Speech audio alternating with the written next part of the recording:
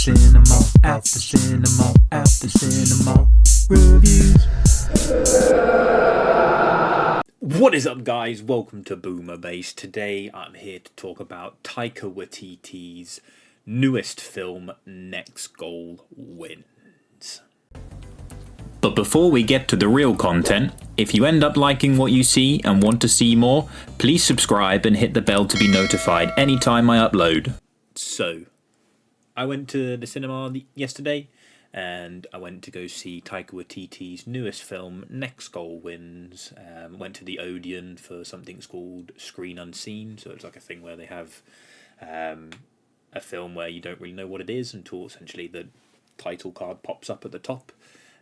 Which was very cool. Very happy that I got to see this. I am a big fan of Taika Waititi. His humour just hits well for me. I first stumbled across him about probably 3 or 4 years ago, or whenever Jojo Rabbit came out, to be fair. When did Jojo Rabbit come out, roughly? It came out 2019, so yeah, probably like 3-4 years ago now. In which I went to the cinema with a friend to go watch that. I didn't even know what film I was going. He was like, "Do you want to just come to the cinema with me to watch this film?" So I was like, yeah, cool, man. And we went, watched it, blown away, had the humour that I enjoy and get on well with, but also it was a really compelling and hard-hitting film. And then I was like, hey, I like this person, let's have a look at some of his films. I went and watched Hunt for the Wilder People, which is probably my favourite one. I love that film to pieces. I then watched What We Do in the Shadows, the film, not the TV show, and it was fine, but it wasn't my cup of pennies. And then I watched Thor Ragnarok, which I really liked, but which I didn't realise was him until many moons later. I didn't even realise he'd done that until after sort of watching Jojo Rabbit and things. And then of course Thor 4 Love and Thunder, which wasn't really well received, but hey ho, you can't always win. I think the magic of Thor Ragnarok happened, and I don't think it was easy to replicate that again. And I know that he's done some stuff for TV shows called Reservation Dogs, and then we've got Our Flag Means Death, and then I think he did some stuff with What We Do in the Shadows, or he's a producer for that.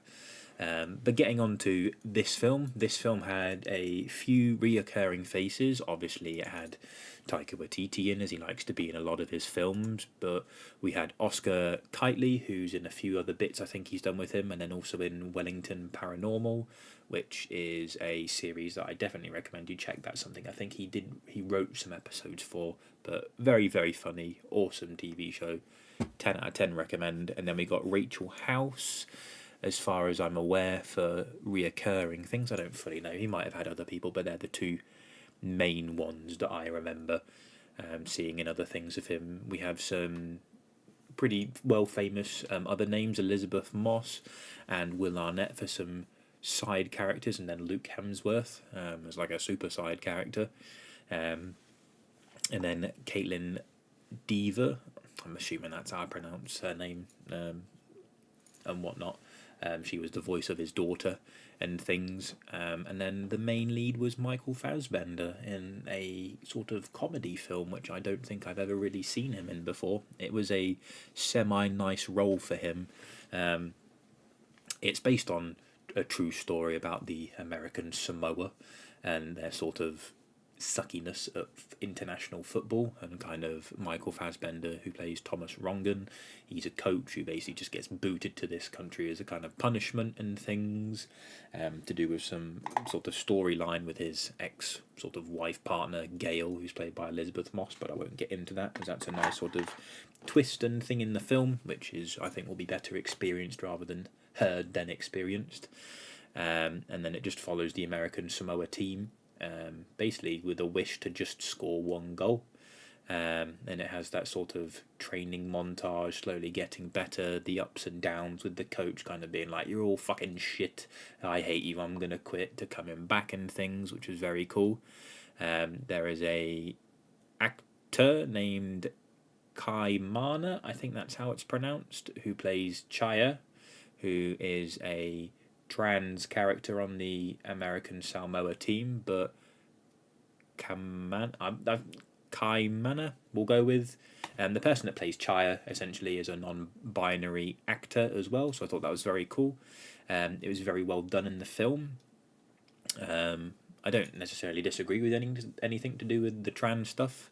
I just think sometimes it's not done very well and it feels a bit shoved down your throat, and then sometimes it's done very well and good. Like, I think how this was done, I was a bit worried when I first saw that there was a trans character in his film. I wasn't sure how Taika Waititi was going to handle it, but I think it was handled very well. The humour in this film is spot on for me. If you liked his other films and find his comedy fun and hilarious, bar Thor, Love and Thunder, then I think you will enjoy this film. If you're a fan of sort of the, when I say coming of age, it's like the coming of age mixed in with like the sports film genre, I think you'll be a fan of this. Don't look for any intricate technical sports things, as that's not what this film is for at all. I found Tavita, who's like the island like not captain for the football, but he's a dad of one of the players, but also like manages like 50,000 different jobs. And I like that this film touched on a lot of the religion for American Samoa, and how sort of, I don't know how true some of the bits are and whatnot, but like I like that it focused on that. Taika Waititi was relatively alright in the film. He just wore some buck teeth that I found to be really, really annoying, and I didn't really like at all. I like the togetherness of coming with all the different players on the team and finally starting to find their place and things. I thought that was really well done, and I'm just essentially happy that he seems, in my eyes, to have redeemed himself since Thor Love and Thunder. I was a bit worried that he was going to start going down a sort of different route and kind of forgetting himself, but this felt more back to the Hunt for the Wilder People roots that I really enjoyed for him, and kind of that sort of office style Wellington paranormal that I've kind of learnt to enjoy from some of his writing and things, which was really nice.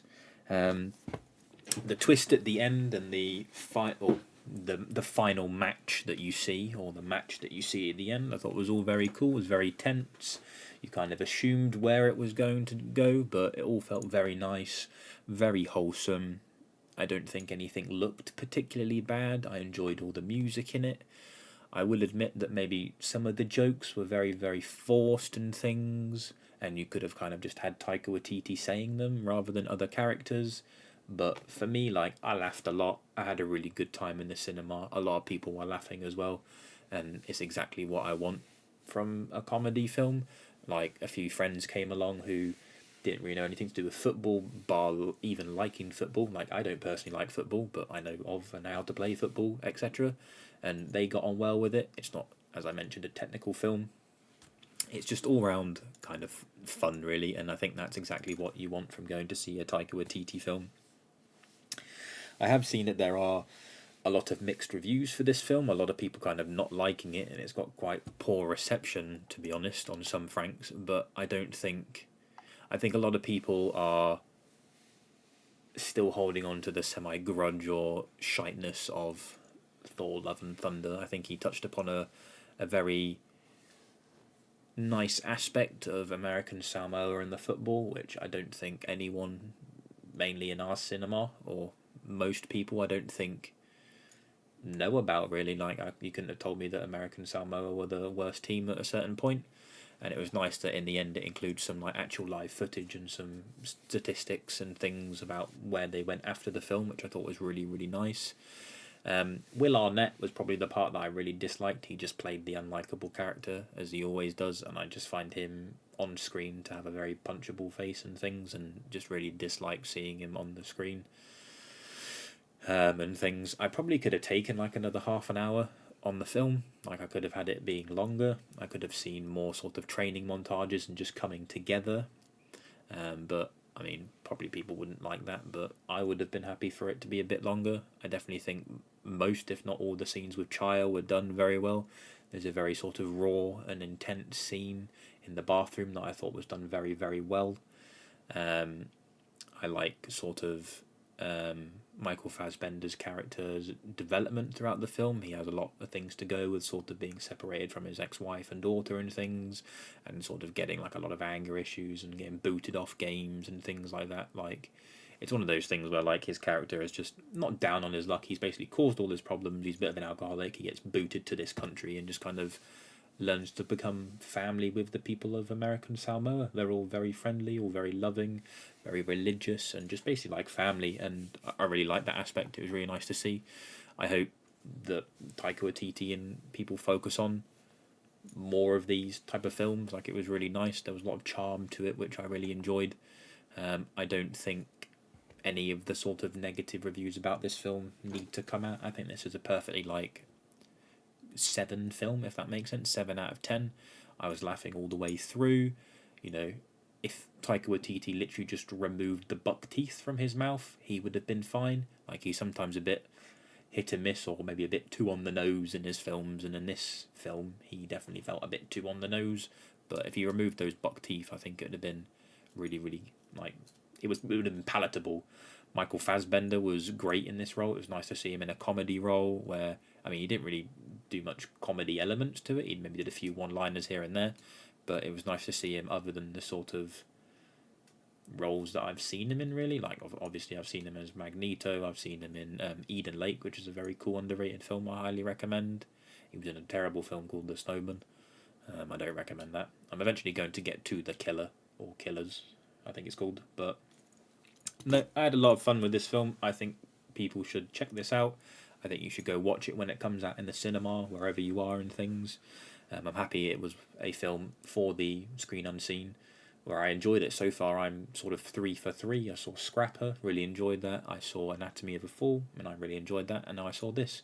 All have been different genres, and I've enjoyed them all, so I'm really happy with that so far. But yeah, let me know if you've managed to watch Next Goal Wins and what you thought and whatnot. Don't forget to like, comment, subscribe, all that good stuff. And I've just noticed that the Next Goal Wins below me kind of isn't central in the middle, and that's kind of bothering me. So I apologise if that's bothered anybody else. And yeah, pretty much tune into the next After Cinema reviews. Take care now. Bye-bye. Hey, thank you for watching the video. Click the button to keep watching, or click the other video for more videos, and don't forget to subscribe. Thank you.